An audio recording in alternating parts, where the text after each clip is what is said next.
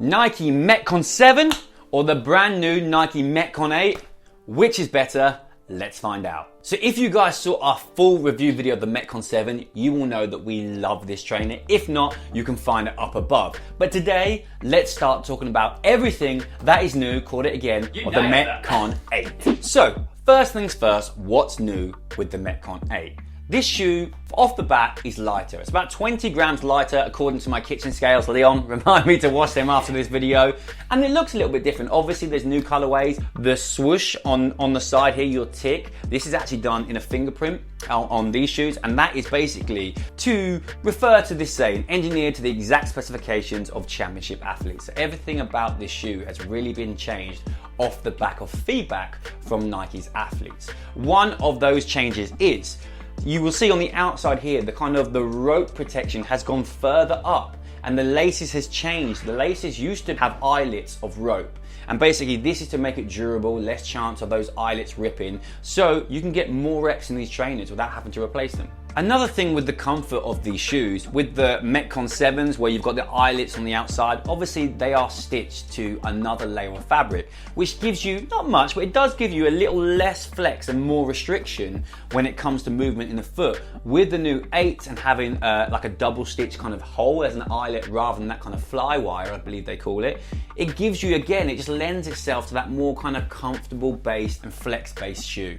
Another big change in this shoe, which brings down the weight and makes it feel like a more comfortable shoe, I think, is this kind of cross stitching all across the top of the foot. What that allows you to do, it allows more give in the shoe, it keeps it breathable, but it also keeps that durability, meaning again, you can get reps on those rope climbs without fear of the shoe or the fabric tearing. Let's talk about the lace lock. On the 7s, there was a Velcro strap at the bottom and at the top, which meant you would fold this down, stick it to the bottom bit of Velcro while you did your shoelaces up. What I actually found was I stopped sticking it to the bottom, because what happened is when I would stick it to the bottom, it would tug on the second lace down. So when you would do your shoes up, it'd be pulling in the opposite direction, and then it would just have like kind of a loose lace once you flip the Velcro back. And I was thinking, why would they have made that change? And it's not until I actually put the 7 back on and did them up, I was like, oh yeah, now that makes sense. Thankfully, my favorite part of the 7 has transferred over and been updated in the 8, and that is the whole heel construction. You have the React foam for that springy, responsive cushioning in your sprints, anything jumping based. And you still have that heel, which is wide, stable, and firm for your Olympic lifts and your squats, something that's very important to me. But what's been updated on the 8 is this heel plate has been able to have more flex in it to give you a bit more give, and it also distributes the weight evenly through the heel better. Now, from a touch-based or feedback point of view, these certainly feel a bit more cushioned. Now, it could be that my 7s have been worn a lot, although I do have a lot of pairs. The tongue does seem ever so slightly thicker on the 8s, and the whole shoe just feels like it's based a little bit more towards comfort, still with the performance, but the 7s, and what I personally love about the 7s is they are a very rigid shoe. So much like with the Metcon 7s, these aren't a shoe that you're probably going to use for 10K runs. I would say they are more comfortable in terms of wearability than your Metcon 7s are, but they're still not a shoe that I'm going to pick for anything more than a 5K run. It's rare that you'll find me run more than 5Ks, to be honest, but I think that's when your specific run shoes come in, like your Pegasus or whatever run shoe you choose to use. One of the things I'm most excited about with the 8s, and just the Metcons in general, has nothing to do with their physical abilities or performance.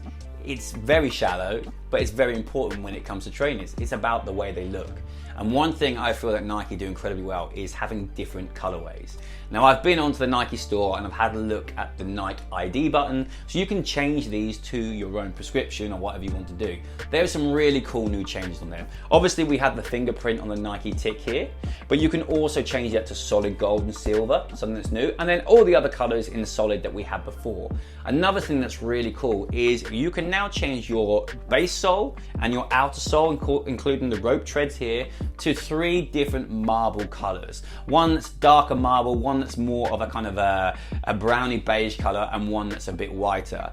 And I think we're going to see some truly epic colors come out from both Nike, from their generic ones that they obviously sell, and from people's Nike IDs. So I'm super excited to have a go at creating my own and see what I can make with these. So the changes have been minimal. They've been slight, but they've been effective. And I think that's a really great thing. It shows that Metcon 7, a trainer that I really love and is close to my heart, did a great job, and it's really on the right path, and it just needed a few little tweaks here and there for durability, for user comfort, to really take it to the next level. So the most important part, which is better, the Metcon 7 or the Metcon 8? And as with anything in life, this is going to come down a certain amount to user preference. Now, the updates on the 8 are super valid. They make perfect sense, especially the Velcro on the tongue and the eyelets. I haven't had a huge amount of time to really test these yet because they only came out on Monday. So I haven't really had a chance to experience how much that new heel plate dissipates the weight. I love the Metcon 7. Leon likes to run and move around a little bit more than me. I like to move barbells and kind of stay relatively static in my own little box like we're back in quarantine.